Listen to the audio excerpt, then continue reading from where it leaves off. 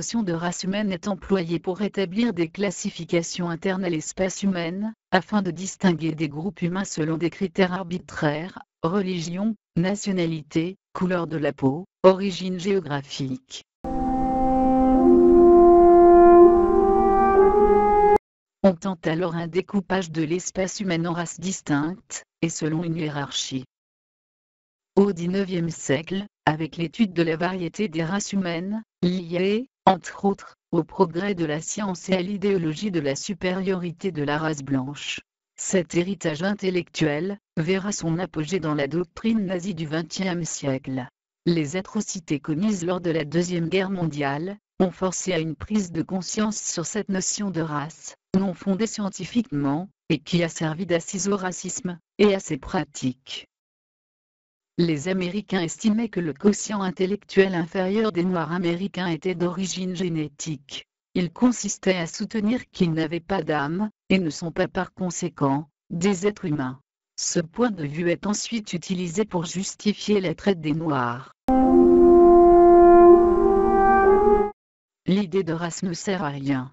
La structure des populations humaines est extrêmement complexe, elle varie d'une région du monde à une autre, d'un peuple à un autre, on rencontre toujours une infinité de nuances dues à des migrations constantes, à l'intérieur et au-delà des frontières, qui rendent impossible des séparations tranchées. Le mot race n'a pas de base scientifique. Il a été utilisé pour exagérer les effets de différences apparentes, c'est-à-dire physiques. On n'a pas le droit de se baser sur les différences physiques, la couleur de la peau, la taille, les traits du visage, afin de diviser l'humanité de manière hiérarchique, c'est-à-dire en considérant qu'il existe des hommes supérieurs par rapport à d'autres hommes, qu'on mettrait dans une classe inférieure.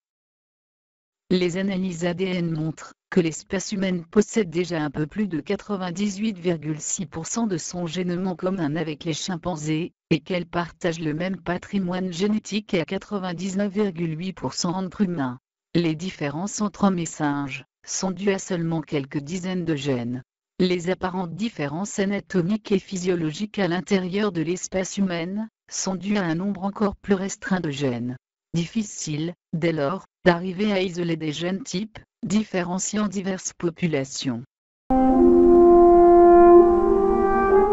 Un enfant noir n'est pas différent d'un enfant blanc ou jaune, il suffit de lui donner la même condition de vie. Il n'y a pas de différence entre les enfants qu'ils rient, qu'ils pleurent ou qu'ils soient malades. Les différences, c'est l'homme qui les crée. Pensez-vous que ces personnalités seraient différentes s'ils étaient noirs? Ils seraient toujours des marionnettes à la botte des puissants. Obama en est un exemple.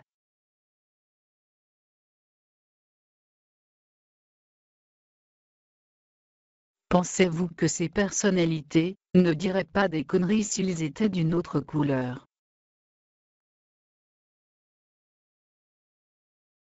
Les plus nobles pays, l'Angleterre, la France, l'Italie, sont ceux où le sang est le plus mêlé. Il faut arriver à clore le débat, et d'admettre que l'humanité appartient à la même espèce. Les terriens sont tous de la même race. Mais attention!